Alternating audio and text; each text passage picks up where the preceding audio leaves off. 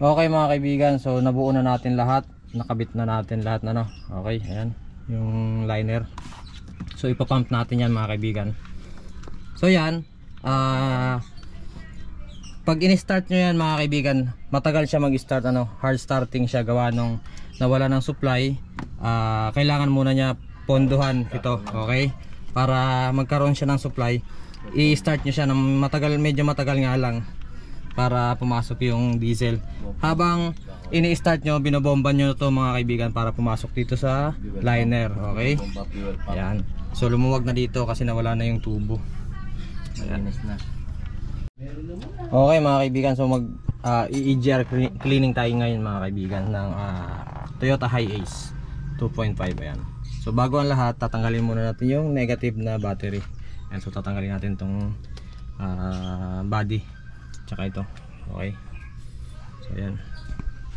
Okay mga kaibigan, so nabaklas na natin yung throttle body. Ayan, yung ano pala, yung intake manifold. Ayan, napakadumi na nga mga kaibigan.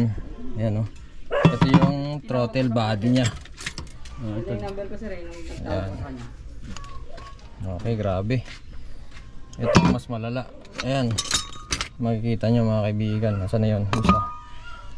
Magbablogger si tropa. Ito, ayan, grabe. Uling-uling na. Sabi na baklas na daw. Uling-uling na mga kaibigan. Tapos iba-blanking na rin pala natin to kasi naka-remap na to mga kaibigan. Ayan. Pag naglinis pala kayo ng EGR mga kaibigan, huwag nyo nang pakikialaman yan kasi baka mamaya pumasok sa valvula yung dumi. Yan, mamroblema pa kayo. Okay? So pabayaan na lang natin yan. Ito yung blanking ito. Ayan. Iba-blanking na rin natin yung EGR nya mamaya.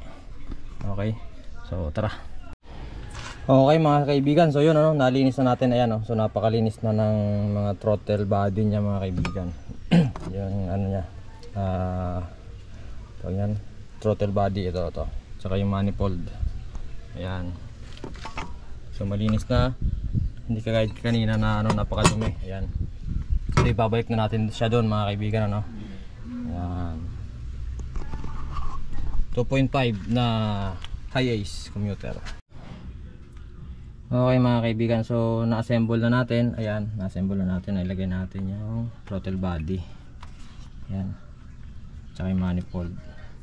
So kakabit na lang natin yung mga liner no diesel. Ayan, dito. Tapos lilinisan natin yung hose dito sa throttle body. Okay, ayan. So na-blanking na rin natin siya mga kaibigan. Ayan. So iingatan nyo lang pala dito yung mga sensor kagaya nito. Ito. Ayan, itong mga filter. Ayan, ingatan nyo to pag nabali kasi to, magche-check engine yung natin, yung sasakyan natin. Ayan. Pati itong mga sensor, iingatan natin to mga kaibigan. Ayan. So isasalpak na natin dito. Ayan. Make sure mga kaibigan na na nakatanggal yung negative para kung mag short man wala tayong problema. Okay, so binaklas ko pa rin para to para maluwag pagka pag magkakabit at magtatanggal ng liner. Okay, okay mga kaibigan, so nabuo na natin lahat, nakabit na natin lahat na okay, ayan yung liner. So ipapump natin yan mga kaibigan. So yan, pag in-start nyo yan mga kaibigan, matagal siya mag-start, hard starting siya, gawa nung nawala ng supply. Kailangan muna niya ponduhan ito, okay? Para magkaroon siya ng supply, i-start nyo siya ng matagal, medyo matagal nga lang, para pumasok yung diesel. Habang ini-start nyo, binobomba nyo to mga kaibigan para pumasok dito sa liner, okay? Ayan. So lumuwag na dito kasi nawala na yung tubo. Ayan. Wala nang magdudumi. Ayan, so ito try natin i-start siya mga kaibigan. Ayan. So medyo matagal nga lang yan bobombahin natin to habang ini-start, okay? Ayan.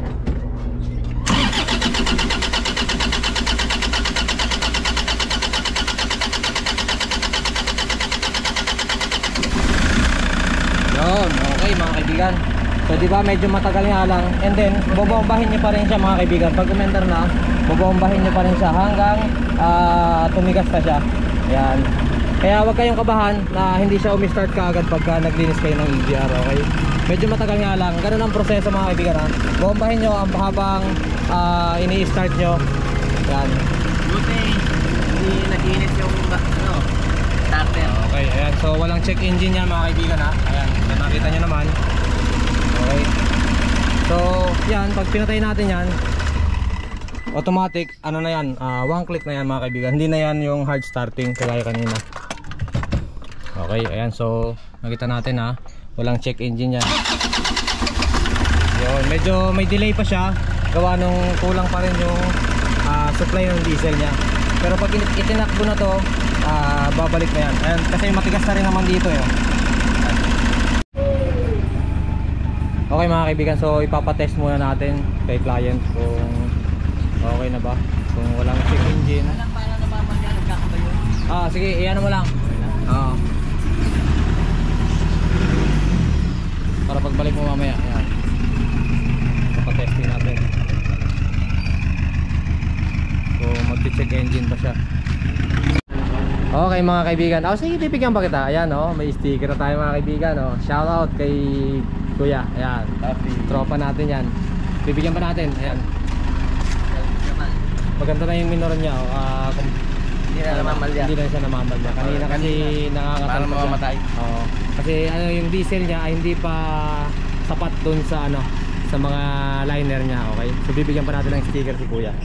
Okay mga kaibigan, ayan. So tapos na. Satisfied naman ang ating customer. Okay naman daw. Tinesting niya. Okay na. Thank you. Swabe na daw yung andar ng kanyang van. Okay. Maraming salamat sa mga nagtitiwala sa atin, mga customer, mga high ace van. Okay. So yun lamang mga kaibigan. This is Doc Bob ng Bob Works Garage. Say good afternoon and God bless. Bye bye. Thank you. Peace.